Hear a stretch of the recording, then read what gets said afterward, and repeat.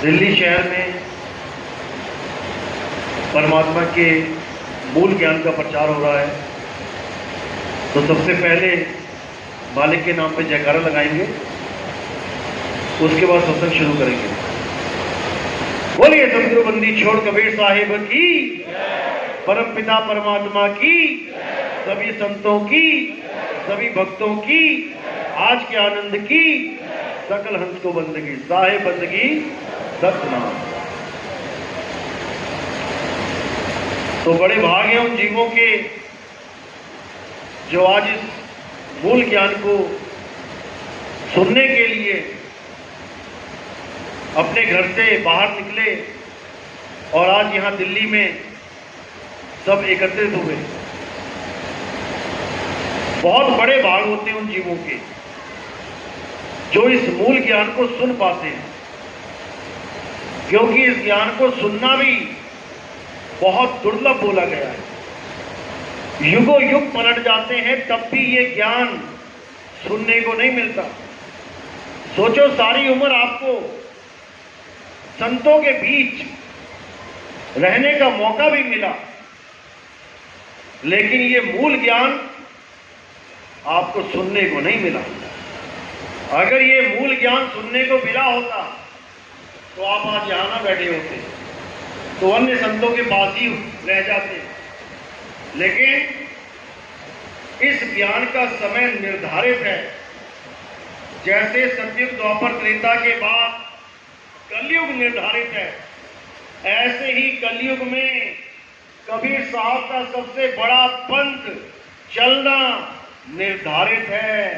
इसे कोई बदल नहीं सकता, क्योंकि आप अनुराग सागर के माध्यम से सांकेतिक ज्ञान जो दिया गया उसमें भी आप देख सकते हैं कि कैसे काल भगवान ने साहिब से अरदास लगाई कि हे साहिब, 3 युगों में, थोड़ी आवाज सही करो, 3 युगों में अपना पंथ मत चलाना, थोड़े थोड़े जीव ले जाना, लेकिन चौथे युग में जितने मर्जी जीव ले जाना। 3 युगों में मेरा खेल खराब मत करना, चौथे युग में जैसे मर्जी सत्संग कर देना। क्यों? क्योंकि साहिब ने बोला मुझे पता है तू क्या करेगा। 3 युगों तक मेरे बच्चों को तड़पाएगा, भरमाएगा, ये दैत्य बनाएगा, राक्षस बनाएगा, त्राहिमाम करवाएगा, उनकी जानें जोखिम में डालेगा और फिर खुद ही राम बन के, श्याम बन के आएगा और उन दैत्यों को मारेगा और राम जी, कृष्ण जी के शरीरों की महिमा करवाएगा, जो आज तक नहीं छूट पा रही है। युग पलट गए, राक्षस भी खत्म हो गए, लेकिन आज भी हम उन शरीरों को छोड़ नहीं पा रहे हैं, क्योंकि उसको पता था कि 3 युग में ऐसा पाठ पढ़ा दूंगा मैं इन जीवों को कि चौथे युग में स्वयं परमात्मा भी आके बोलेगा कि बेटा छोड़ो इनको, आगे बढ़ो, तो ये जीव मानेगा नहीं, ये मानेगा नहीं। तो ऐसा जाल बुना इस काल भगवान ने, लेकिन फिर भी कबीर साहब ने कहा ठीक है, जो तू चाहता है वही होगा, लेकिन जब मेरा अंश प्रकट होगा इस दुनिया में तो सारे पंथों को, जितने नाना प्रकार के पंथ तूने चलाए होंगे, इन सबको एक कर देगा। तो साहिब ने बोला कि 12 पंथ जो मेरे नाम पे भी तू चलाएगा उसकी भी खबर मुझे है। धर्मदास जी को एक एक पंथ का ब्यौरा दिया, सब बताया कि कैसे काल मेरा ही नाम लेके अपना नाम जपवाएगा।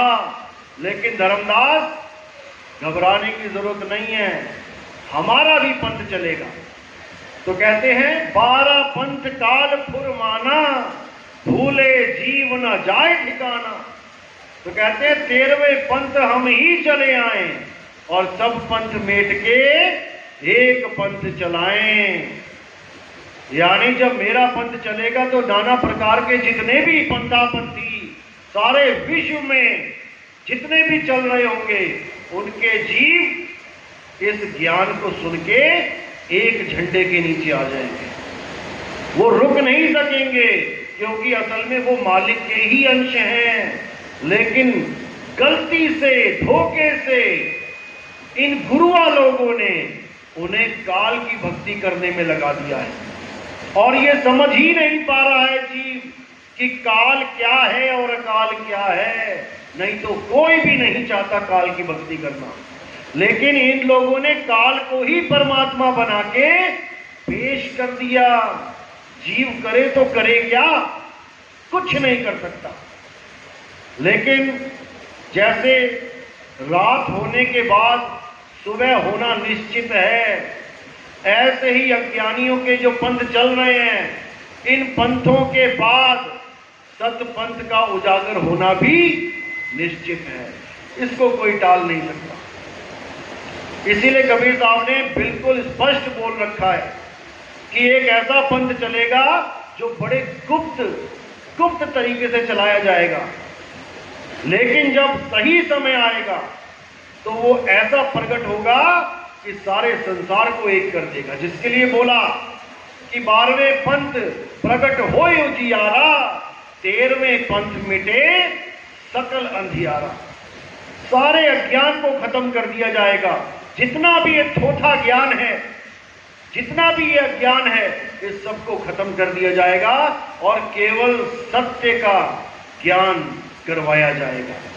इसी को बोला है सतगुरु ऐसा चाहिए जैसा सूप सुहाए, और सार सार तो गही रहे, थोथा दे उड़ाए।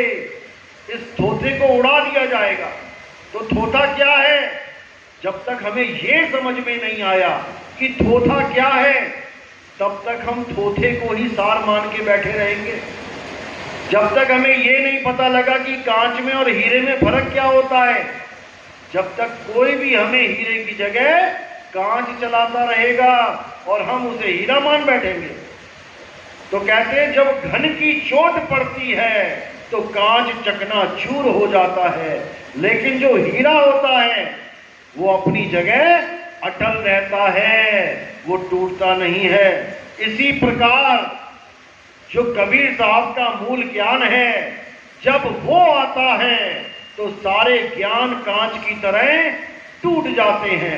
लेकिन कबीर साहब के मूल ज्ञान को कोई काट नहीं पाता। इस ज्ञान की विशेषता ही यही है कि इस ज्ञान को निंदा तो करेंगे लोग, लेकिन इसको काट नहीं सकेंगे। निंदा तो बहुत करेंगे, लेकिन काट नहीं सकेंगे, कुछ कर नहीं सकेंगे, क्योंकि ये अटल सत्य है और सत्य की निंदा होती ही आई है। सत्य की ही निंदा होती है। सत्य बोलने वालों को जहर दे दिया जाता है, क्रूस पे चढ़ा दिया जाता है, गर्दनें काट दी जाती हैं, खाल जिस्म से अलग कर दी जाती है, लेकिन सत्य का बाल बांका नहीं होता। सत्य तो सत्य है। इसी प्रकार इस मूल ज्ञान को जो खोला गया है, ऐसा कोई नहीं है इस पूरे ब्रह्मांड में जो इस ज्ञान को काट के दिखाए, क्योंकि ये कबीर साहब का मूल ज्ञान है, ये आत्म ज्ञान है, ये देही ज्ञान नहीं है जो शस्त्रों से काटा जा सके, अग्नि में जलाया जा सके। इसी को समझाने के लिए इतने सारे स्कूल खोले गए हैं। जितने भी पंथ, नाना प्रकार के पंथ, ये इसी पढ़ाई तक पहुंचने के लिए बने हैं। लेकिन दिक्कत तब आती है जब उस पंथों के गुरु कहते हैं कि यही सत्य है, तब दिक्कत आ जाती है, तब अज्ञान फैल जाता है। लेकिन जब पूर्ण ज्ञान सामने आता है तो सबको समझ में आ जाता है कि सत्य क्या है। यानी जब तक पीएचडी नहीं पहुंचे तब तक अन्य स्कूल भी जरूरी हैं। पहली क्लास भी जरूरी है, दूसरी भी जरूरी है, 5वीं 10वीं 12वीं भी जरूरी है, कॉलेज भी जरूरी है। लेकिन जब पीएचडी का ज्ञान मिल गया तो सारे स्कूल अपने आप छूट जाते हैं। यही ज्ञान है। इसी को बोला है सोई गुरु पूरा कहावे, 2 अक्षर का भेद बतावे, एक छुड़ावे एक लखावे, तब प्राणी निज घर को जावे। तो जितने अक्षर आप परमात्मा का असली नाम समझ के जप रहे थे। अब आपको समझ में आ गया कि वो 52 अक्षरों से ज्यादा कुछ नहीं है। वो 52 अक्षरों से ज्यादा कुछ नहीं है, वो सतनाम नहीं है। क्योंकि सतगुरु सोई सतनाम बतावे और बाकी गुरु कोई काम ना आवे। लेकिन ये गुरुआ बहुत शातिर है, इन्होंने सतनाम भी जपवा दिया कि सतगुरु सोई सतनाम बतावे की जगह क्या कर दिया, सतगुरु सोई सतनाम जपावे। अरे भाई ये सतनाम भी 4 अक्षरों का बना है, सतनाम। लेकिन साहिब ने सारे भरम तोड़ दिए एक साखी बोल के।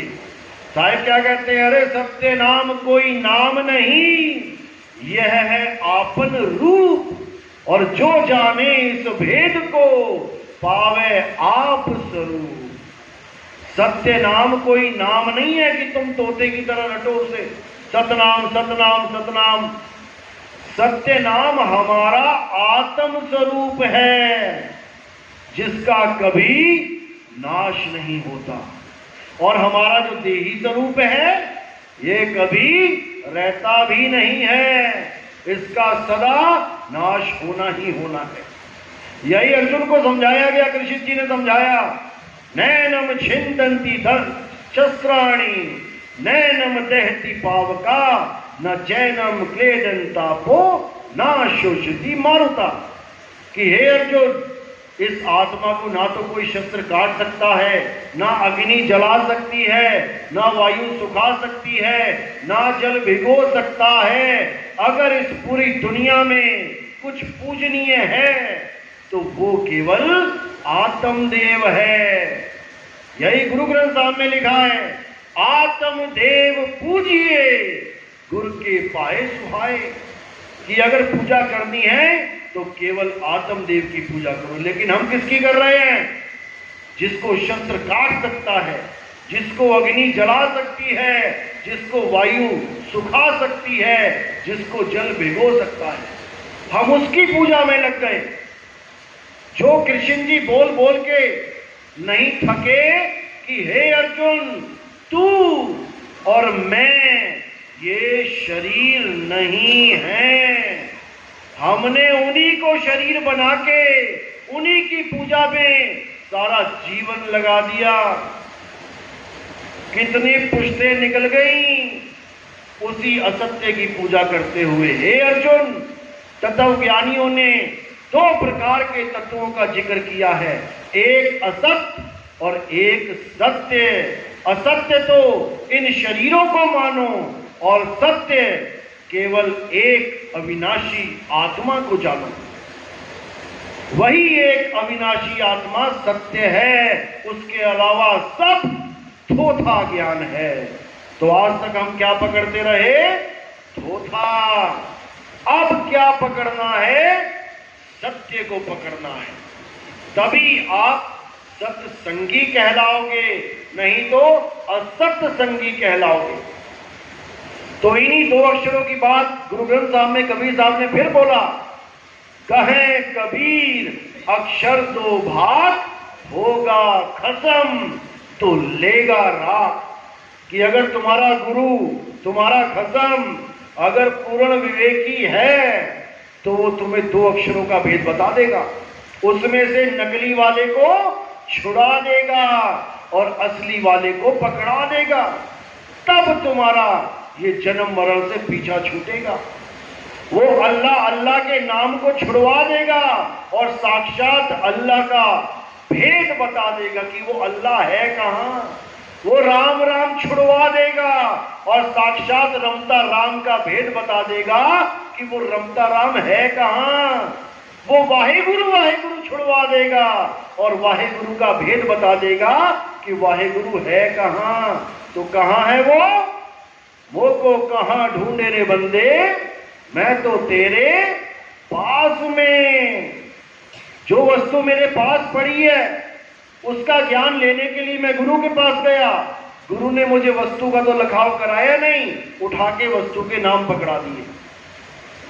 मुझे प्यास लगी, बोतल मेरी जेब में है, मेरे बैग में है, लेकिन मुझे भेद नहीं पता, इसलिए पैसा भटक रहा हूं। और मुझे गुरु भी ऐसा मिल गया जिसने मुझे बोतल का भेद नहीं बताया, पानी का भेद नहीं बताया, मंत्र जपवा दिए, 1 2 नहीं 5 5। बोलो जल वाटर नीर तोय, जल वाटर नीर तोय। यही होता आया है आज तक। और मैं ये नाम जपता जपता प्यासा ही मर गया। तो साहिब कहते हैं एक छुड़ाए, ये जल वाटर नीर तोय छुड़वाए, और एक लखाए, जो वस्तु मेरे पास है उस वस्तु का लखाव कराए। अरे भीखा भूखा कोई नहीं, सबकी गठड़ी लाल। सबकी गठड़ी पे लाल है, लेकिन गठड़ी रखी कहां है, यही भूल गया। अरे भीखा भूखा कोई नहीं, सबकी गठड़ी लाल, और गांठ खोल देखा नहीं, ताते भया कंगाल। ये जड़ और चेतन की जो गांठ है, ये गांठ खुलने में नहीं आ रही है। जिस दिन ये गांठ खुल गई तो तुम्हारे लाल तुम्हारे ही पास है, कहीं और थोड़ी नहीं है। तुम्हारा हीरा तुम्हारे पास है। कितना पास है? अरे ज्यों तिलमा ही तेल है, और ज्यों चकमक में आग, तेरा साईं तुझ में है, जाग सके तो जाग। यहां पर अज्ञानता की बात को सोना बताया जा रहा है और ज्ञान को जगना बताया जा रहा है।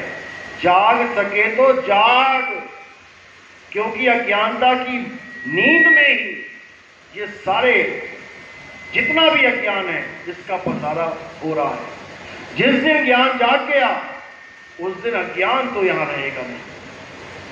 तो साहिब ने बोला कस्तूरी कुंडल बसे, मृग ढूंढे बन माही, और ऐसे रमता राम है, ये दुनिया जाने नहीं।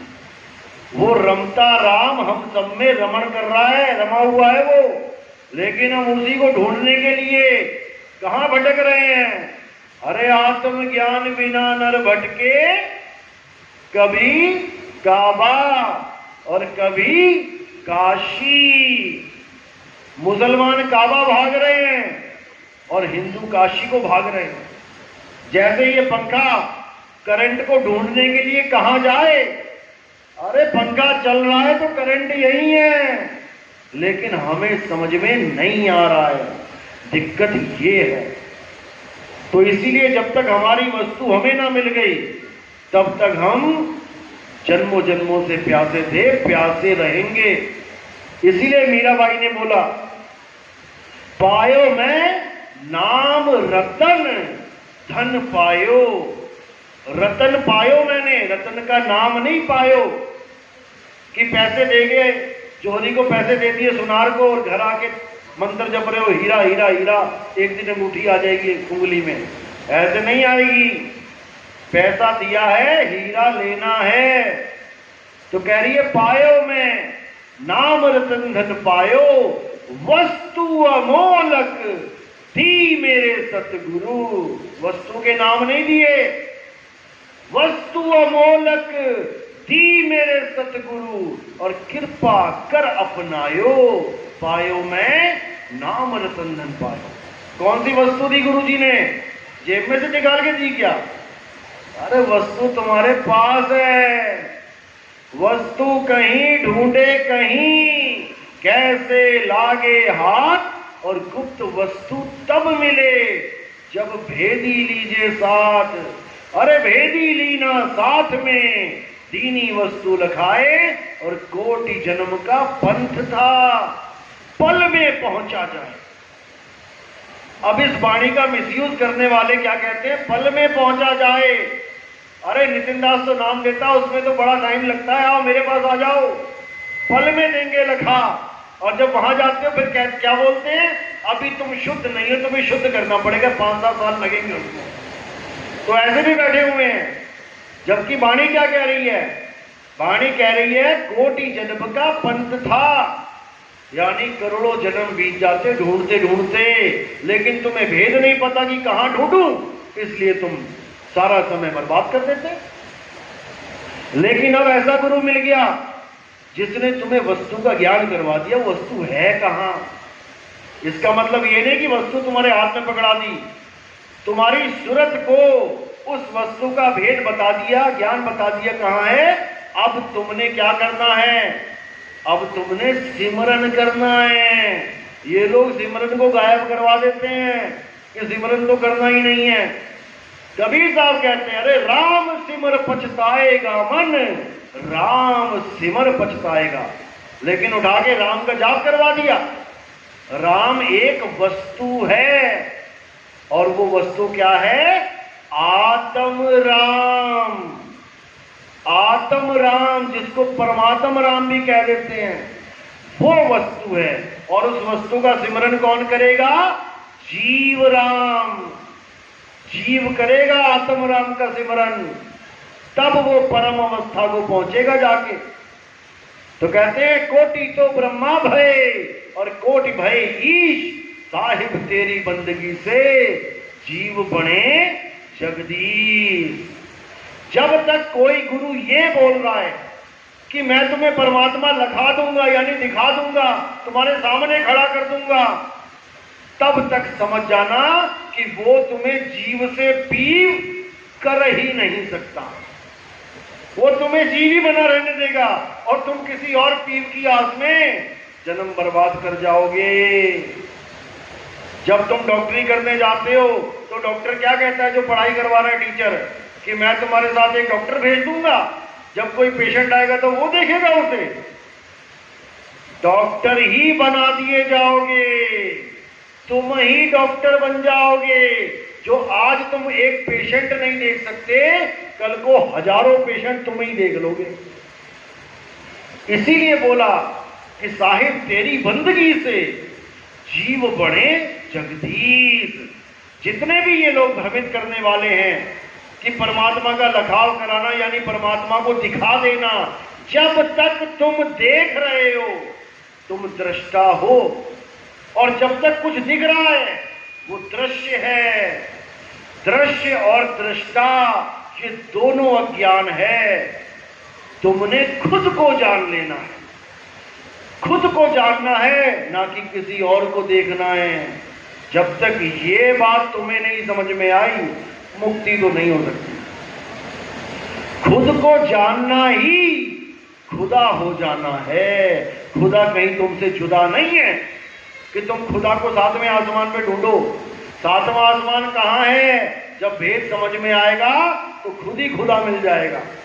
सातवें आसमान पे ही आसन लगाए परमात्मा का, लेकिन वो सातवां आसमान ऊपर नहीं है, वो सिंहासन मालिक का सातवें ही आसमान पे है, जिसके लिए बोला अब तो जाए चढ़े सिंहासन और मिले है सारंग पानी। राम कबीरा एक भय हैं, दो कहाँ हैं? दो कहाँ हैं? जब तक दो हैं तब तक द्वैत है, तब तक ज्ञान नहीं है। और जब एक हो जाएंगे उसके बाद कोई भरम भी नहीं है। तो कहते हैं राम कबीरा एक भय हैं, कोई न सके पहचानी। क्या है राम, क्या है कबीरा? किसको पता? हाथ खड़े करो। राम क्या है, कबीरा क्या है? बहुत कम लोगों को पता है, सुन नहीं रहे, सत्संग लग रहा है। राम है शब्द स्वरूपी राम, और कबीरा कौन है? ये सुरता कबीरा है। गुरु कौन है? शब्द गुरु है। चेला कौन है? चित चेला है, सुरता चेला है। तो शरीर कौन है? गुरु की चेला? गुरु या चेला? दोनों नहीं, दोनों नहीं। जब तक दोनों में से कोई भी अपने आप को शरीर मान रहा है, दोनों ही बंधन में है। आज किसी गुरु को कह दो गुरु जी आपकी फोटो का ध्यान मैं नहीं करूंगा, वो भी नाराज हो जाएगा वो। अभी किसी को कह दो गुरु जी मैं आपको परमात्मा नहीं मानता, अभी 2 मिनट में कपड़ों से बाहर। क्यों? क्योंकि परमात्मा मनवाना है उसने। वो ये नहीं जानता कि वो परमात्मा है, वो मनवाना चाहता है कि मैं परमात्मा हूं। और मनवाना कैसे चाहता है? इस काया की पूजा करवा के, इस काया का ध्यान करवा के वो मनवाना चाहता है कि मैं परमात्मा हूं। क्योंकि वो अज्ञानी यही नहीं जानता कि तू चाहते हुए भी काया नहीं है, ना गुरु काया है न चेला काया है। ये काया कौन है भाई? देव निरंजन सकल शरीरा। ये सारे शरीर ही काल भगवान के रूप हैं, ये परमात्मा नहीं है और ये हो भी नहीं सकते।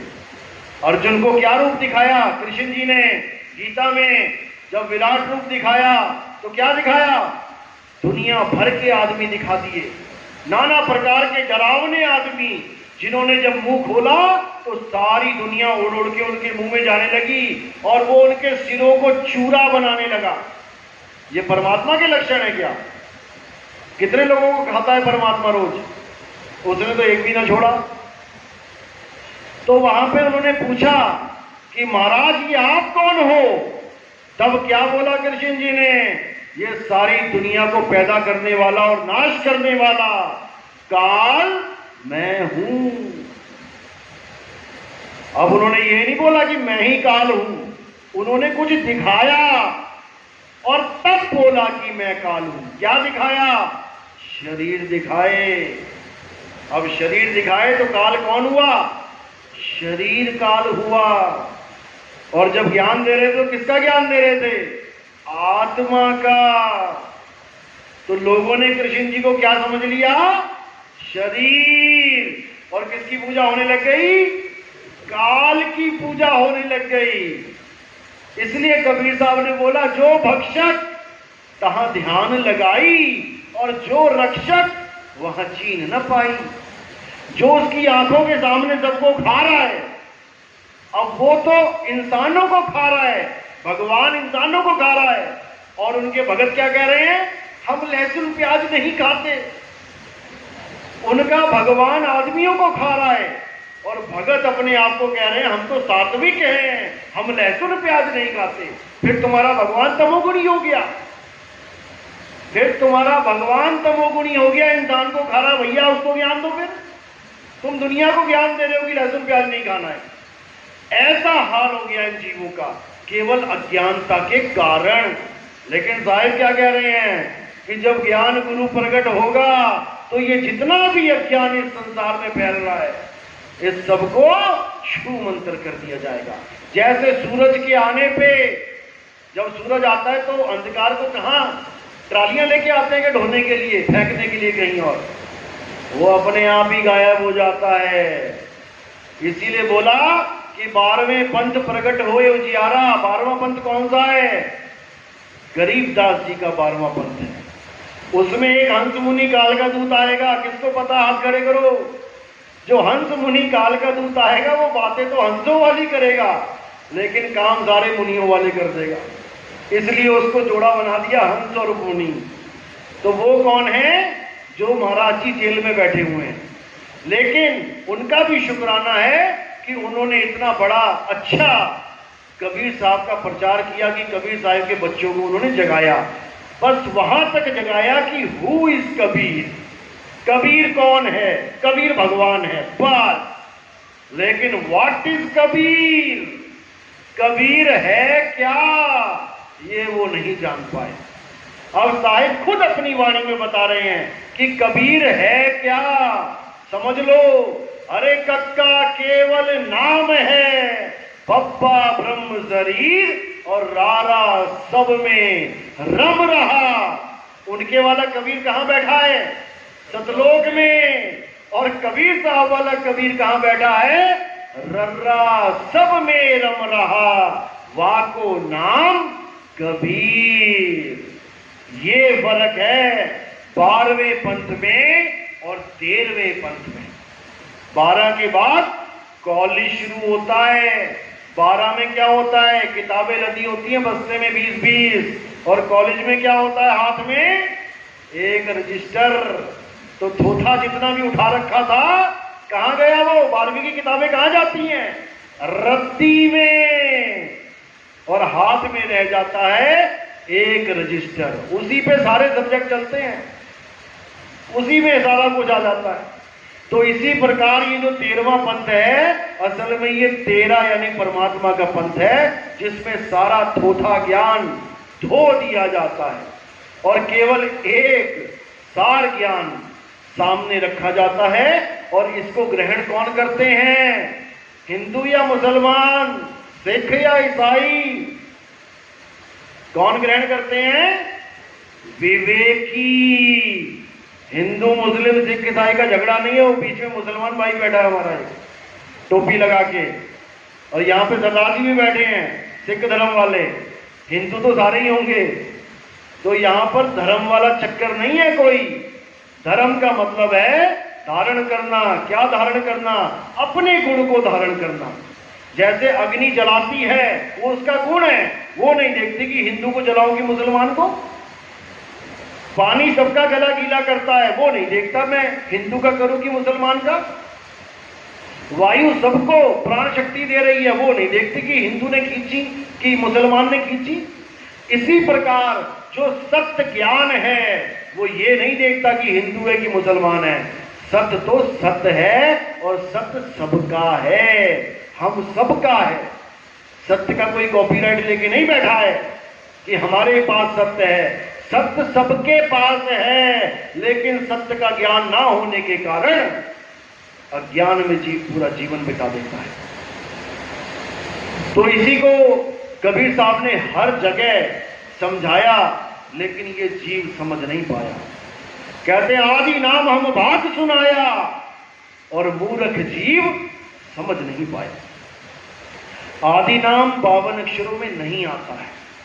आप जितनी भी प्रार्थनाएं करते हैं, आरतियां गाते हैं, नाम जपते हैं, कलमा पढ़ते हैं, नमाज पढ़ते हैं, अरदासें लगाते हैं, प्रेयर करते हैं, ये सब 52 अक्षर हैं।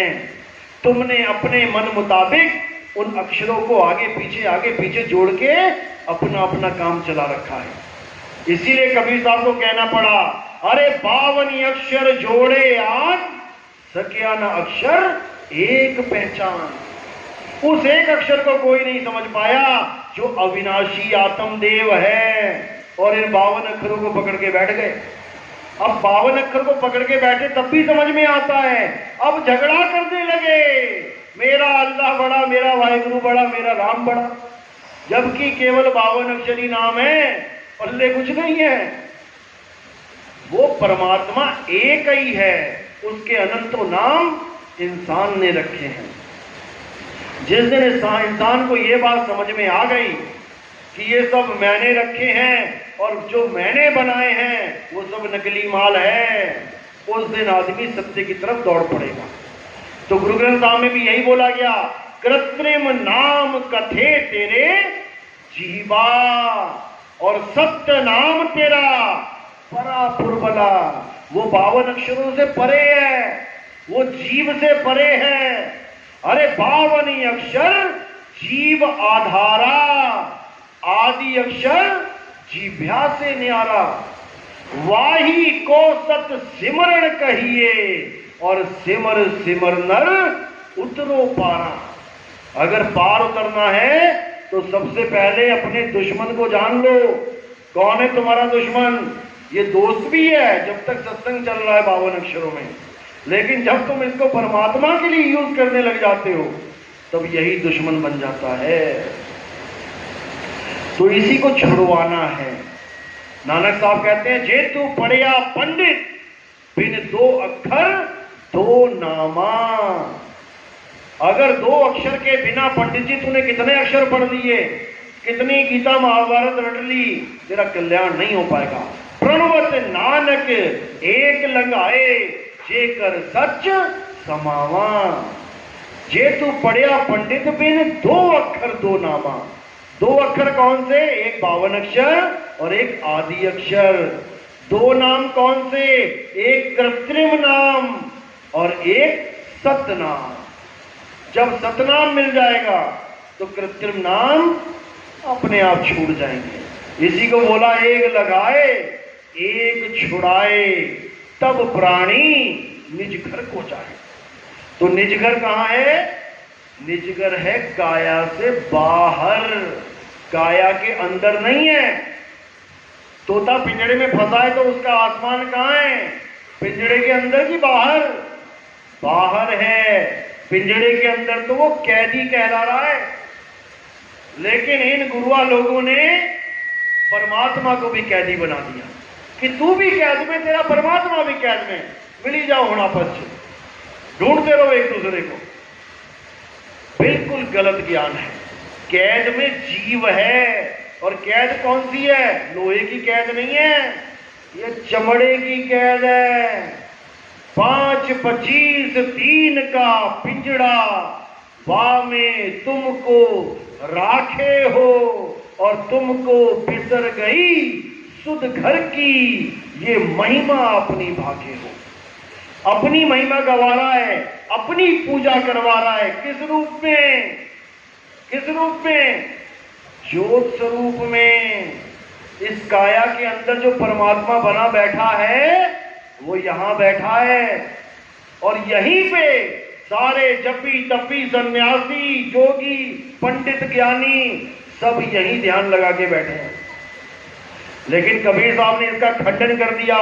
कर्णैनो दीदार महल में प्यारा है, उसमें पढ़ो, अरे निज मन करत जहां ठकुराई, सो नैनन पिछवाड़ा है। आंखों के पीछे मन बैठा है। किस रूप में? अरे मन ही स्वरूपी ज्योत निरंजन, ये ज्योत स्वरूप में बैठा है। यहां पर जो ज्योत जल रही है, ये सारे गुरु उसी को परमात्मा बनाने में लगे हैं, उसी प्रकाश को परमात्मा बता देते हैं, जबकि वो ब्रह्म है। ब्रह्म अलग है, पार ब्रह्म अलग है, दोनों में भेद है। लेकिन किसी गुरु से पूछो जाके कि ब्रह्म का स्वरूप क्या है और पार ब्रह्म का स्वरूप क्या है, वो कहेगा भाई इसको बाहर निकालो, क्योंकि जवाब नहीं है। कई लोगों ने पूछा है और उनको बाहर का रास्ता दिखाया गया, क्योंकि इन लोगों को इसका भेद नहीं पता। जो ब्रह्म है प्रकाश रूपी है, जिसको बोला गया अव्वल अल्लाह नूर पाया, कुदरत के सब बंदे एक नूर ते सब जग उपजया, कौन भले कौन मंदे। अल्लाह अलग है और उसका नूर अलग है। अव्वल अल्लाह नूर पाया, नूर उपजता है, अल्लाह नहीं उपजता। अल्लाह तो सदा सदा अटल अजर अमर अविनाशी है, और ये अंधकार प्रकाश पैदा होते हैं और खत्म हो जाते हैं, लेकिन ये समझ में नहीं आ रहा किसी के। इसीलिए बड़े बड़े पंथ इसी ज्योत निरंजन की पूजा में लग गए, कोई नहीं समझ पा रहा। लेकिन साहिब कहते हैं कि अब वो समय आ गया है जब बच्चा बच्चा इस मूल ज्ञान को जानेगा, जब सब समझेंगे कि सत्य क्या है असत्य क्या है, और असत्य को त्याग के सब एक झंडे के नीचे आएंगे, सतनाम के झंडे के नीचे आएंगे। जात पात भूल जाएंगे, धर्म भेद भूल जाएंगे, 52 अक्षरों का खेल खत्म हो जाएगा, और एक मालिक की भक्ति में सारा विश्व बढ़ चढ़ के हिस्सा लेगा। अभी तो शुरुआत है, अभी तो ये बीज डाला जा रहा है खेत में। 10 इधर पड़ गए, 20 उधर पड़ गए, 40 उधर पड़ गए। जब इसकी फसल लहलाएगी तब आपको समझ में आएगा कि ये हुआ क्या। बीज डालने के बाद भले पूरा खेत भर दो बीज से, लेकिन घर जाते जाते फोटो खींचोगे तो खाली लगेगा, ये तो खाली खेत है, कुछ किया ही नहीं, काम बना ही नहीं। लेकिन समय आने दो। किसान ये भी पलट के नहीं देखता कि मैंने जो बीज डाला है वो सीधा पड़ा कि उल्टा, उसको इससे कोई फर्क नहीं पड़ता। उसको इतना पता है अगर बीज डल गया और जलवायु ऐसी हो गई जो उसको अंकुरित करने में साथ दे दे, तो एक दिन बारिश आएगी और वो अंकुरित हो जाएगा, उसको कोई रोक नहीं सकता। और देखते देखते देखते वो इतना बड़ा पेड़ बन जाएगा कि उसी पेड़ से अन्य बीज निकल आएंगे, यानी एक ही बीज हजारों को जगाएगा। तब असल में एक पंथ चलेगा, और कलयुग में सतयुग आके रहेगा। सत्य की पूजा करना ही सतयुग है। जब तक सत्य का साथ नहीं दोगे आप सतयुग में नहीं आ पाओगे। इसलिए कलयुग में ही सतयुग लाना है, सत्य का साथ देना है और सत्य के साथ अटल होके जुड़ जाना है। तो आज का सत्संग में यही समाप्त करता हूं। और जो नाम दीक्षा वाले हैं, प्रथम दीक्षा वाले, वो हाथ खड़ा करें जो पहली बार नाम लेने आए हैं। और दूसरी दीक्षा वाले अब हाथ खड़ा करें, बाकी रखो दूसरी दीक्षा वाले। ठीक है, चलो एक छोटा सा इंटरव्यू ले